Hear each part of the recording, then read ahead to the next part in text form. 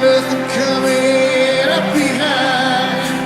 Make my way through the darkness.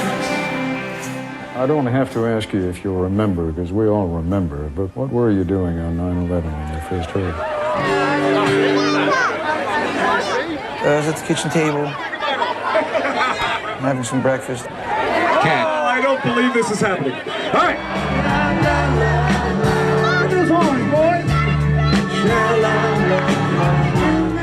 I was by myself, and someone came in and said, plane had hit the World Trade Centers. And so I went into the living room and turned the television on, and right before the second plane hit.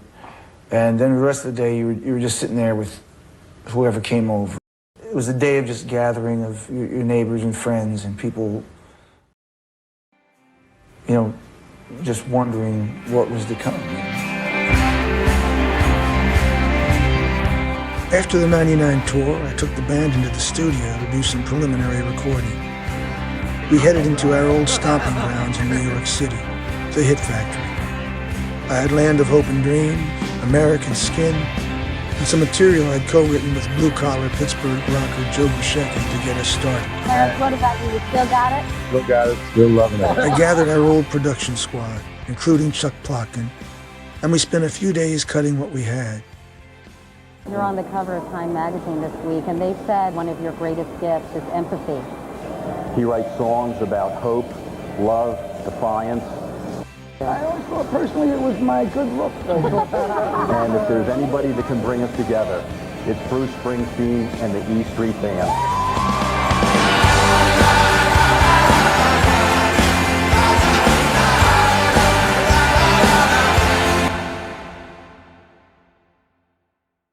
The band was playing well. The music had been recorded fine. But there was no freshness, no spark, no center, no record there.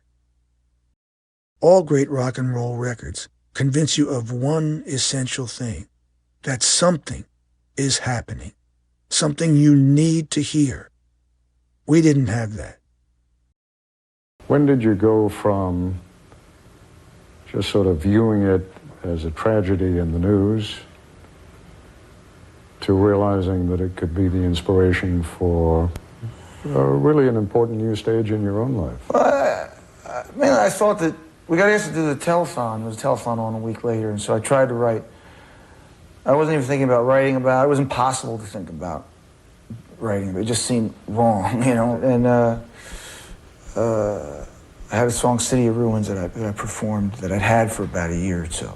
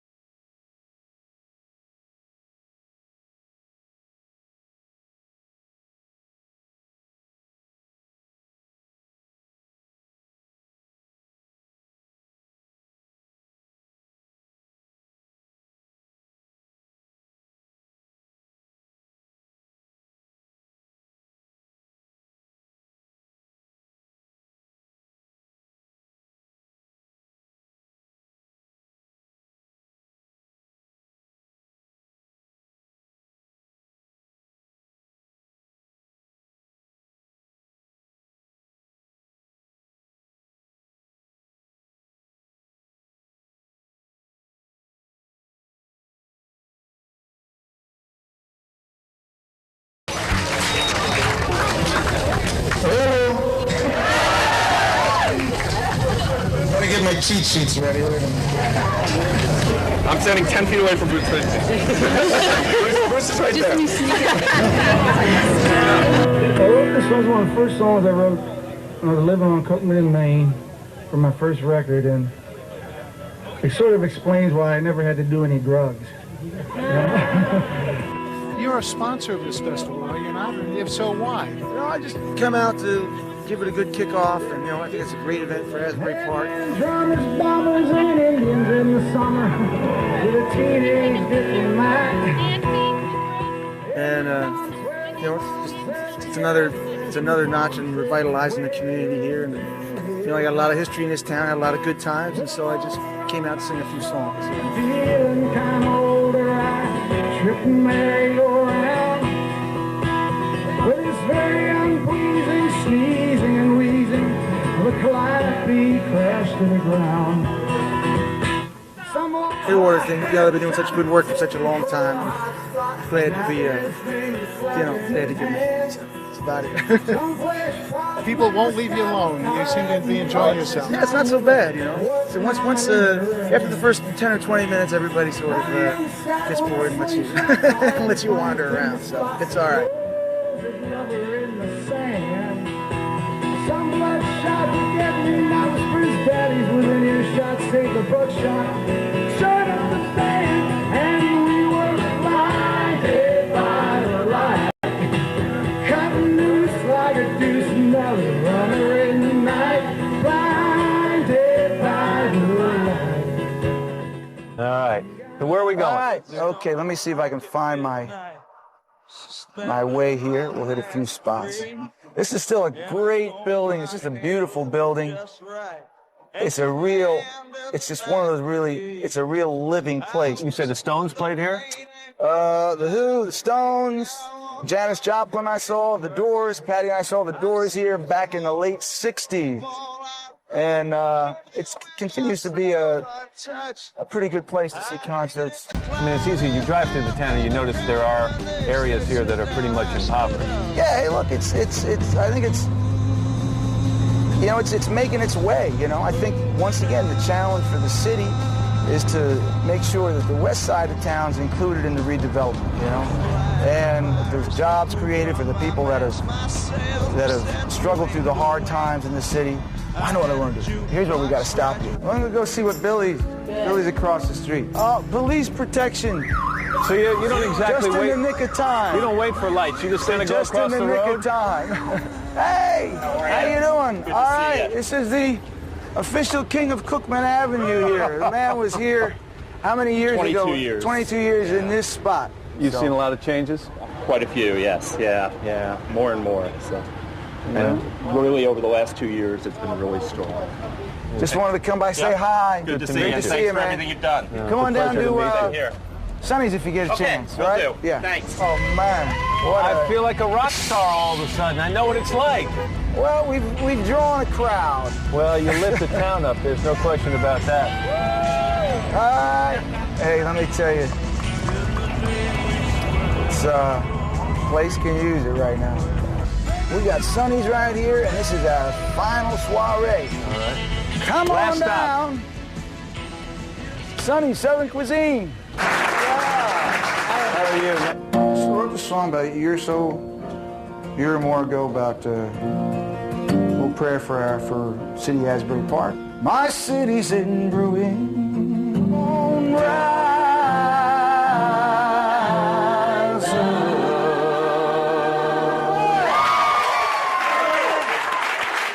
I guess that pretty much concludes our tour of That's a nice way to wrap Asbury it. Park. What can I say? Well, Matt, I just want to say thank you. Yeah. Because that was really unbelievable. Yeah. Thank you. I knew from the beginning if I was going to continue to write thematically, my songs could not depend on simply being tied to the event. They needed an independent life, a life where their internal coherency would be completely understood, even if there'd been no 9/11. So I wrote rock music, love songs, breakup songs, spirituals, blues, hit songs, and I allowed my theme and the events of the day to breathe and find their place within the framework I created. I went home, searched my book for unfinished songs, and continued to write. Empty sky, woke this morning with empty sky, empty sky. Empty Sky was the last song I wrote. My art director had sent me a photo of clouds and an empty sky, and in a few days, sitting on the edge of my hotel bed in Atlanta, I had the song. Yeah, blood flowing down with the blood of my blood, crying from the ground. How's that, my friend? We're good. We all right? Camera and sound is ready? Brendan O'Brien, producer of Pearl Jam and Rage Against the Machine, was interested in working with me. John and I scheduled a meeting between Brendan and myself at my home studio in New Jersey. We'd talk, I'd play him a little of what I had, and we'd see where it was going to go.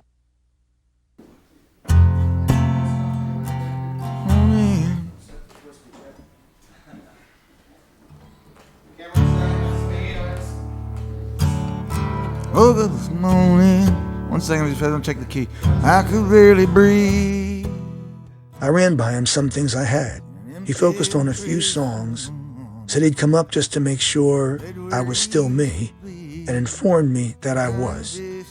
And we went on to plan another meeting and recording date in his home base of Atlanta. Hey, Pats, how's that key? Well, the other one was this. Empty sky, empty sky.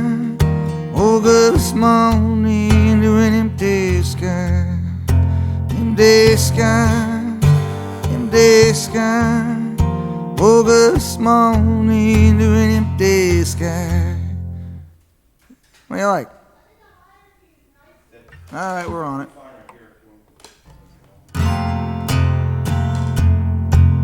We're on it. Oh, I'm sorry, guys. Could you bring in the Gibson that's in the other room, hon? Just trying to get it tonally on the money. There's a Gibson in the dining room, my funky Gibson. I want to hear how that thing sounds. Let's go look at the factory, which is on these chairs that we have strategically placed here. Oh, well, how about there's a couple of chairs here? There's your factory. All right. There's your office. Yeah.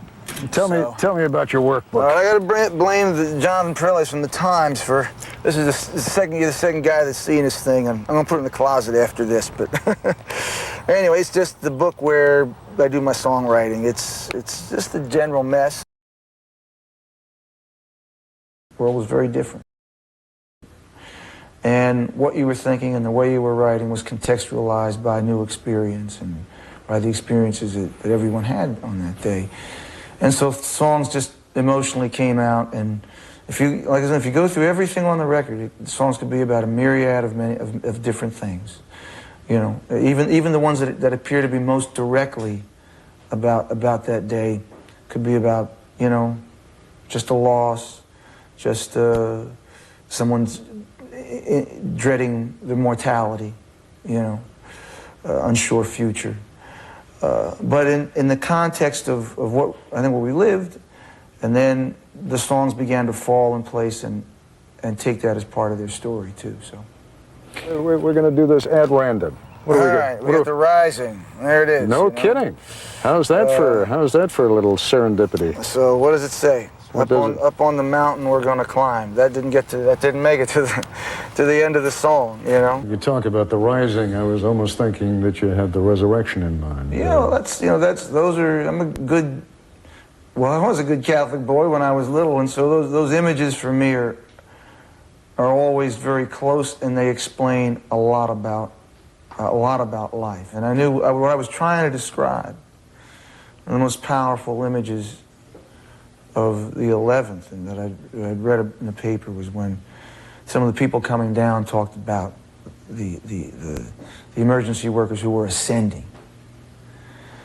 And, you know, that image to me was just an image I just felt left with after that particular day. The idea of those guys going up the stairs, ascending. But you could be ascending a smoky staircase. You could be in the afterlife, moving on. You said a couple of minutes ago, Bruce, that we're living in a different world now, that the world has changed. How so?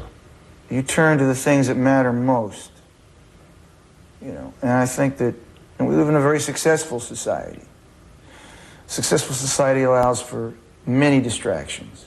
I don't know. You know, maybe I'll just have to speak for myself. You know, the things that really mattered, or importance of family, of value system that's at the heart of what America is supposed to be about, was one of the things that happened was enormous light shone on those things, just through the very sacrifices that were made on that day. You know, people forget that people are brave.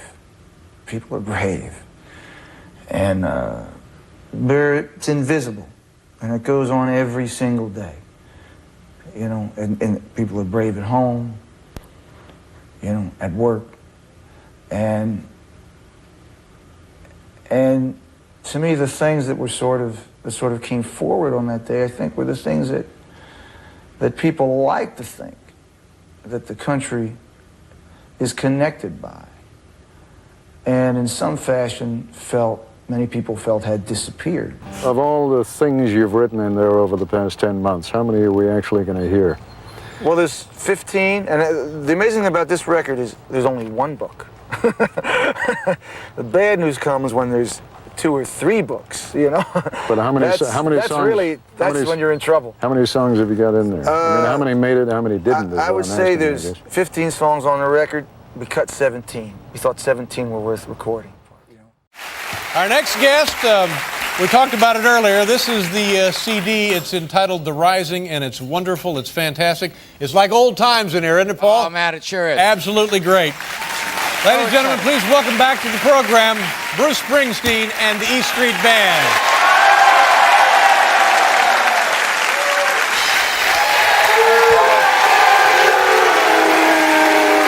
Yes, sir. Do you ever find yourself like singing your own songs? You get something on the radio and you're singing along with your own stuff in the car? Well, I mean, are you doing comedy bits when you're driving in from Connecticut? Yes. How do you decide, okay, I'm going to put together a collection of music that will go to a disc or an album? Is that an official, do you have like an official beginning, or is it just a gradual, casual accumulation of material? Sometimes it's luck. You know, you write a bunch of songs that go together. We made this record in about 7.5 weeks. So that was really fast. Mm-hmm. But I've spent a year or two waiting for the right collection of songs, and that's not any fun. It's not fun, you say? No. But you're sitting around. First of all, I like to play, right. You know, and I mean, that's really one of the things I enjoy doing the most. So you're sitting around waiting. The trick with a new song is to have a new song, you got to have a new idea. Sometimes you don't have them. So you're sitting around waiting. You want to go out and play, but you don't have new material. And it just, you know, time marches on. I mean, I don't have any guys writing stuff for me. I don't know if it works like that on this show or not. And are you the best ultimate judge of what the finished product is? Yeah, I've gotten pretty good at it over the years. Pretty good, you know. In the end, you put the thing out there, and people say what they like or what they're not that fond of. But I've gotten pretty good at reading when I've captured something that I think is going to be fun and meaningful for my fans.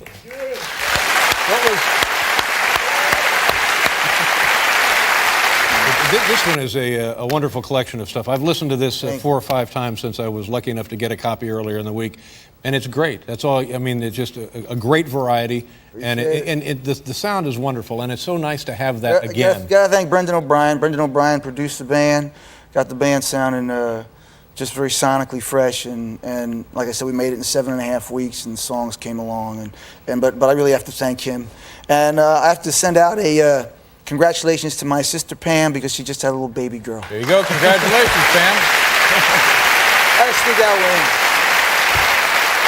How's everybody in the band getting along?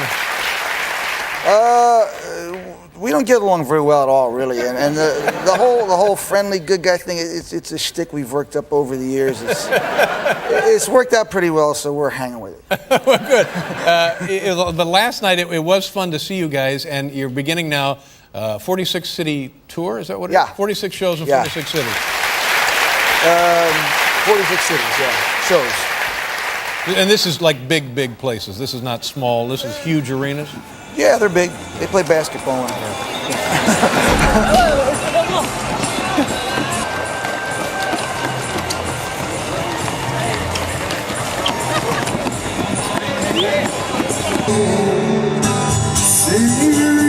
Spanish rules, white eyes, rose and moves, uptown and home, she knows the rules.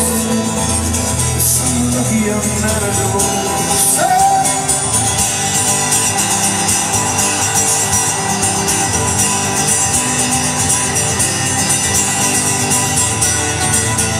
All that Bruce just finished for you. A song from 1972. The crowd that's gotten here early is getting a little bit of a surprise, a little extra Bruce concert. These folks are very, very excited. So how exciting is this? Are you pretty excited? Isn't this great? Were you surprised that Bruce is going to start playing this early? No, we thought he was going to play this early. You thought he would? You're pretty happy about that. That's great. Bruce talking to the crowd, getting ready for the big concert at 8:30.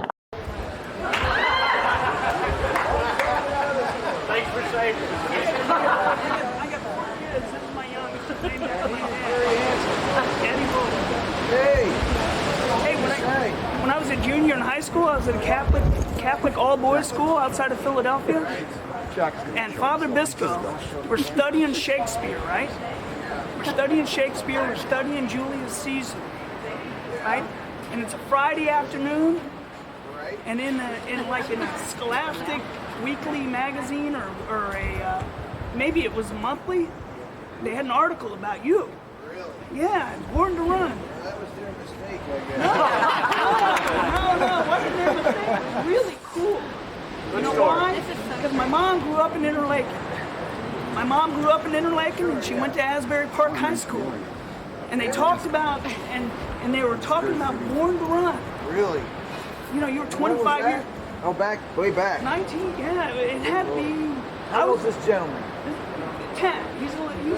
He's 10. He's a good kid. He's Edward Vogel. He's named after a colonel of the U.S. Army. He's quiet though. He doesn't take good kid. He is very sweet. Bruce, what's Mary's place about? You get the record and you can figure it out. I can't expound on it. I've heard it off of with AOL. It's a house. It's a house party music. Really you know. good. It's a great song. But there's some other stuff in there too. So you gotta. The verses are kind of one thing and the choruses are kind of another, and it's they kind of play off one another. Anyway, you'll check it out when you get there. You'll understand it completely, I'm sure. Thanks very much. All right, thank you, guys. My T-shirt. My T-shirt. What am I gonna do with it? Is this a gift or? Get Max out here. Appreciate that. All right. We're about to be treated to a great concert from Bruce Springsteen and the E Street Band, and they're joining me here this morning as if they need an introduction.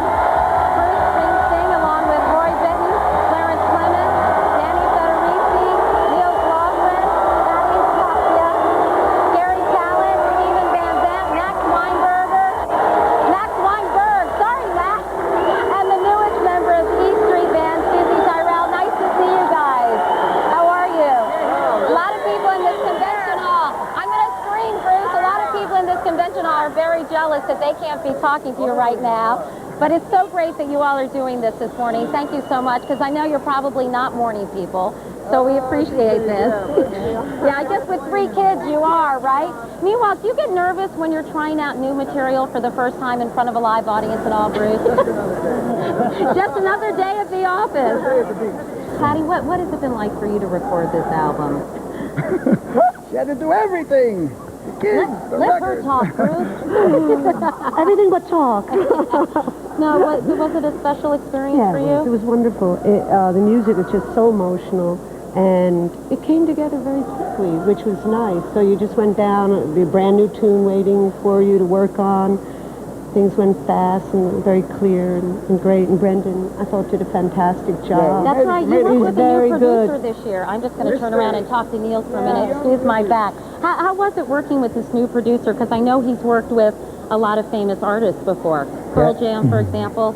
Actually, an old friend, Neil Young, told me a lot about Brendan, and he was excited to hear Bruce and him hooked up. And when I got down to Atlanta, it was obvious Bruce and Brendan had a great groove going. Yeah. And it was fun to just watch them work you know, participate here and there and watch them be very creative and they're in kind of a great production zone, and I think it's obvious it reflects in the record. I know you joined the E Street Band back in 1984 because your group was Grin, right? I used to listen to you when I was a young whippersnapper. Early 70s, yeah. I'm the, Not that young. I'm the new member. I joined 18 years ago. Yeah. Is it great for you all to be back together and record the studio album again? It was terrific. It sounds so good. It was great to be with Brendan because he spent so much time on each player that we really got a chance to show our stuff.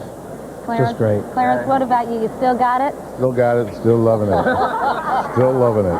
It's just very exciting, always exciting, and always great to be back with the band and be with Bruce, and it's just wonderful. So how long do you think this is going to last, this reunion? The reunion? I Yeah. hope it just continues as long as it possibly can. Have you talked to Bruce about cutting another album together after this? Oh, I think, I haven't talked to him yet. That conversation is coming, I think. Yeah, let me go over here. Hi, you guys. How are you? Hi, Max. Nice to see you. So tell me what it feels like for you, Max. I mean, obviously, you've been doing Conan. You've got a whole nother gig, and now you've been reunited with all these guys. It must be a lot of fun. Oh, it's a great time. You know, we're all having a great time, but we've always had a great time. So we just continue to do the same. Yeah, but it must bring back all sorts of special memories to be here recording again. Memories and a lot of stories. And we love telling those stories over and over again. And what about you? It's terrible. Horrible. You're in, you're out, you're in. These conditions, I can't take it. Now we got to talk to the newest member, of course. Susie, you're the newest member of the Eastern Band. How are these boys treating you? With great support and respect. Patty, is it nice to have another chick on board? Susie and I have been friends. We've been making music together for 20 years. So yeah? We've known each other a very long time. So how did the two of you hook up, and how did you become a member of this elite group? Well, geez. We hooked up playing on the streets of New York City. On the streets in New York. When we were in our 20s. Really? Pay our rent that way. So you must be pretty excited to be a part of this, huh? Very excited. It's the most thrilling experience of my life. Yeah, you got to make up for him. That's right. Anyway, so can you give us a hint about what songs you're going to play in our next half hour? Run for the Rising, Lonesome Day.